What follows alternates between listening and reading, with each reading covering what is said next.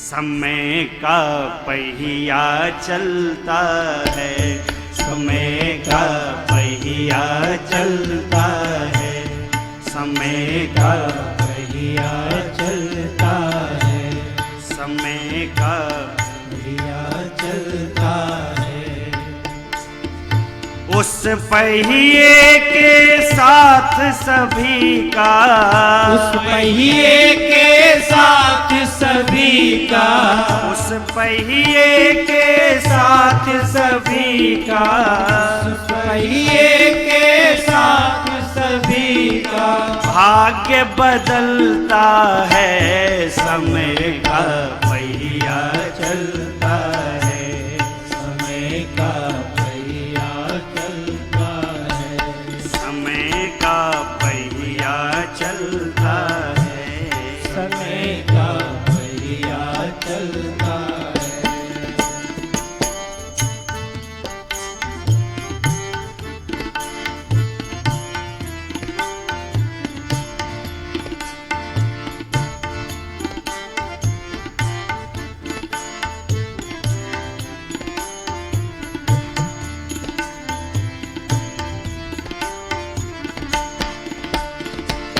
समय का पहिया चला राम पे, वन को गए दो भाई, वन को गए दो भाई, वन को गए दो भाई। फूलों पर वो चलने वाले, दर दर ठोकर खाई, दर दर ठोकर खाई, दर दर ठोकर खाई। स्वयं जगत का मालिक हो गए, स्वयं जगत का मालिक होकर, स्वयं जगत का मालिक होकर, स्वयं जगत का मालिक होकर वन वन फिरता है, समय का पहिया चलता है, समय का पहिया चलता है, समय का पहिया चलता है, समय का पहिया चलता है।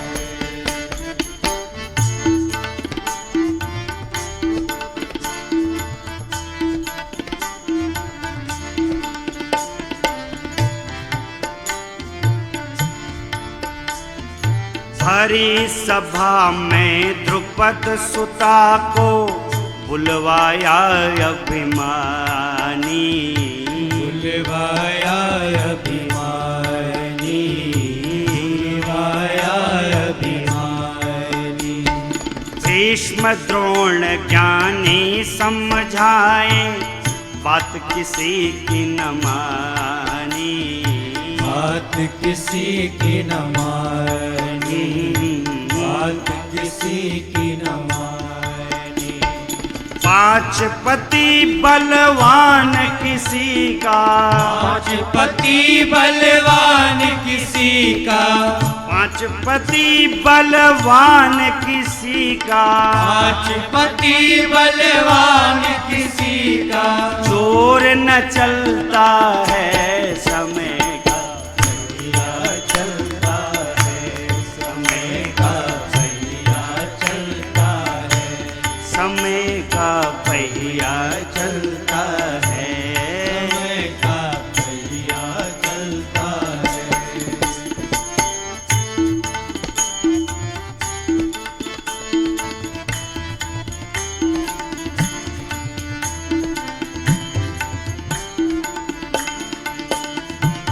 कितने राजा हुए भूमि पर, चलना किसी की पाई, चलना किसी की पाई, चलना किसी की पाई।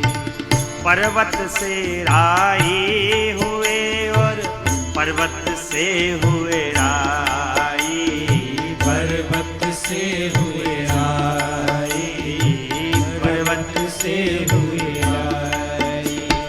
सतवादी का लाल बिना ही, सतवादी के लाल बिनाही, सतवादी का लाल बिनाही, सतवादी का लाल बिनाही, कफन के जलता है समय का पहिया चलता है, समय का पहिया चलता है, समय का पहिया चलता है, समय का पहिया चलता है।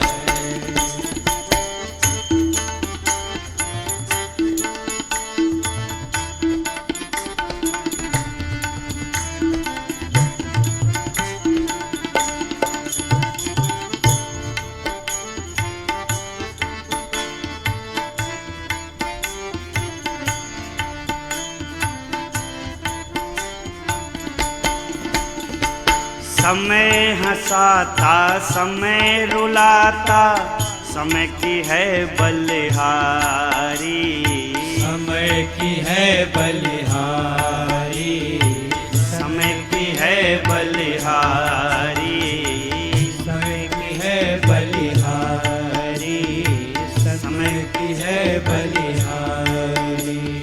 धन की तिजोरी भरी किसी की झोली खाली, किसी की झोली खाली, किसी की झोली खाली।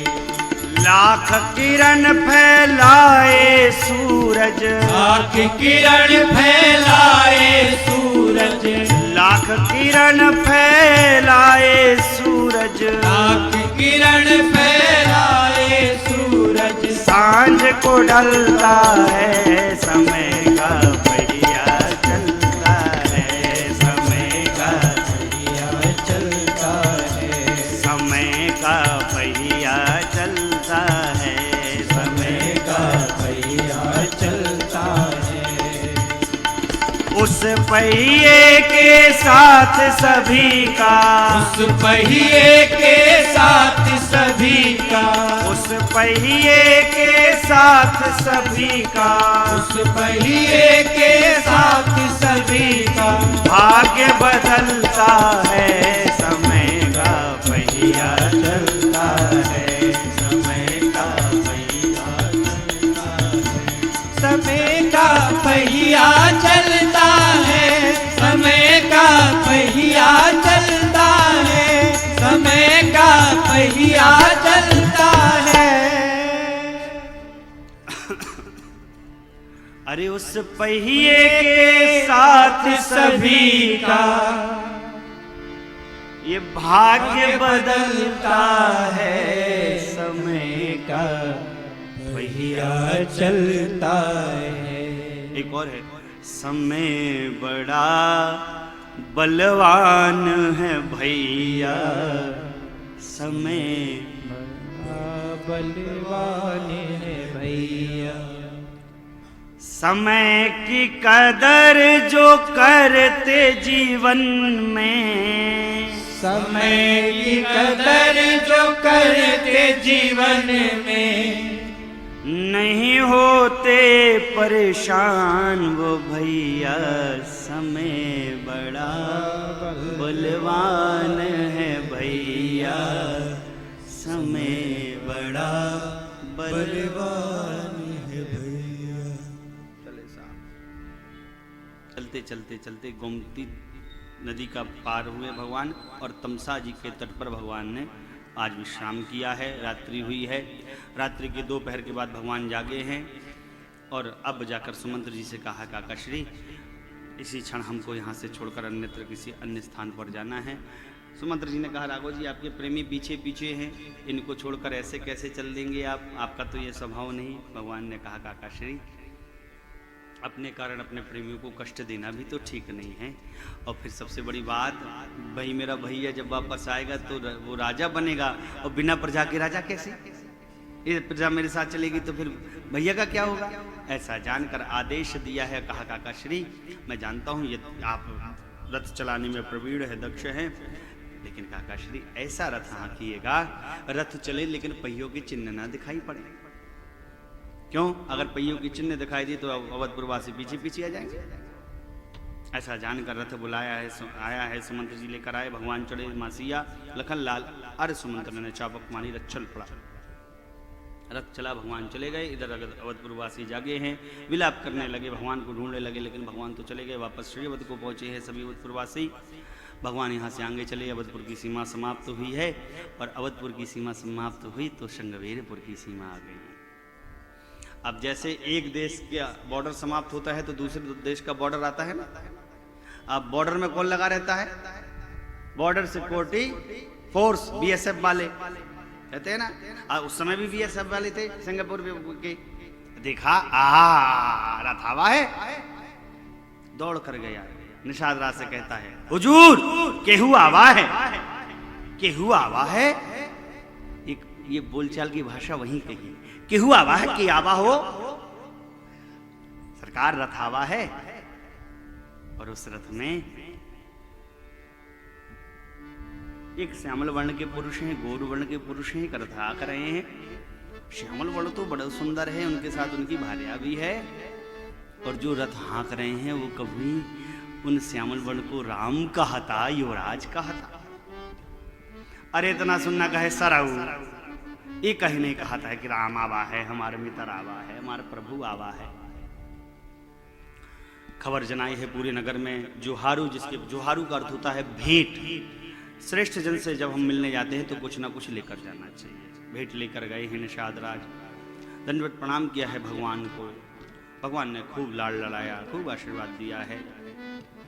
कहा निषाद राज ने, प्रभु चलकर हमारा पास में ही नगर है, सिंहासन को पवित्र करिए। भगवान ने कहा, भैया हम विशेष उदासीन व्रत में हैं, नगर प्रवेश नहीं कर सकते हैं, धातु स्पर्श नहीं कर सकते हैं, इसलिए हमारी सुंदर व्यवस्था यही करिए। तब निषाद पति उन्माना तरु शिशुम मनोहर जाना। शीशम के वृक्ष के नीचे परमात्मा को वास दिया है। कुशा की सांथरी बनाई है। सांथरी का अर्थ होता है चटाई। कुशा की चटाई बनाई, पत्ते बिछाकर भगवान को विश्राम दिया है। भगवान अपनी हाथों की तकिया बनाकर विश्राम करने लगे, मासिया विश्राम करने लगी। लखनलाल वीरासन पर बैठ गए। इधर गुह गीता सुनाई है। जब थोड़े दुखे हुए हैं निषाद राज, कहा बताओ दिनकर वंश के लिए कुल्हाड़ी हो गई माँ, कल्प वृक्ष रूपी दिनकर वंश के लिए। अरे सुख के अवसर में राम जी को दुख दे दिया। समझाया है निषाद राज को लखनलाल ने, किसके बारे में ऐसा कह रहे हो? ये राम जी कोई साधारण है? राम ब्रह्म परमारथ रूपा, अभिगत अलग अनादि अनूपा। हे मित्र, यही परम धर्म है, यही श्रेष्ठ परमारथ है। राम जी के चरणों में प्रेम हो। रात्रि बीती है, प्रातःकाल हुआ है। बट के वृक्ष के दूध को मंगाया है मेरे परमात्मा श्री राम ने, बरगद के वृक्ष के दूध को, और बरगद के वृक्ष के दूध से अपनी जटाओं को बनाया। भैया के लखनलाल की जटाओं को बनाकर मुकुट बनाइएगा। कहा निषाद राज से, भैया अब हम गंगा पार होना चाहेंगे, हमारी व्यवस्था करिए। व्यवस्थाओं में सारे लग गए हैं। इधर निषाद राज उद्यत हुए सारी व्यवस्थाओं को करके। इधर सुमंत्र जी को भगवान ने विदा करना चाहा। कहा काका श्री आप वापस जाइए, पिताजी से कहीं मेरे सूचना करेंगे, मैं शीघ्र उनका दर्शन करूंगा। सियाजू से कहा, पुत्री चक्रवर्ती जी का आदेश था कि आपको वापस लाना है। सियाजू कुछ बोले नहीं, सिर को झुकाया, केवल रोने लगी।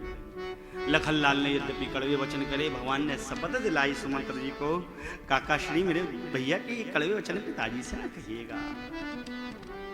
ऐसा कहकर सुमंत्र जी को भगवान ने विदा तो किया, लेकिन सुमंत्र जी विदा नहीं लिए। और भगवान भैया देखो साहब, चलते चलते अब पहुंच गए हैं गंगा जी के पावन तट पर। और गंगा जी के पावन तट पर भगवान का एक बड़ा दिव्य भक्त भगवान की प्रतीक्षा पे ही खड़ा है।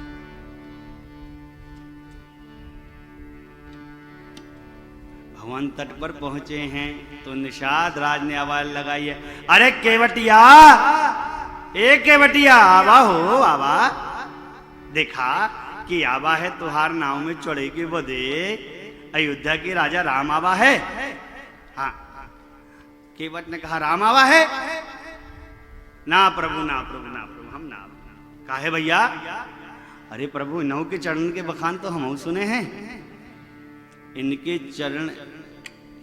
चरण के जो रज है उसमें कोई जड़ी बूटी लगी है। हाँ हम नहीं आएंगे।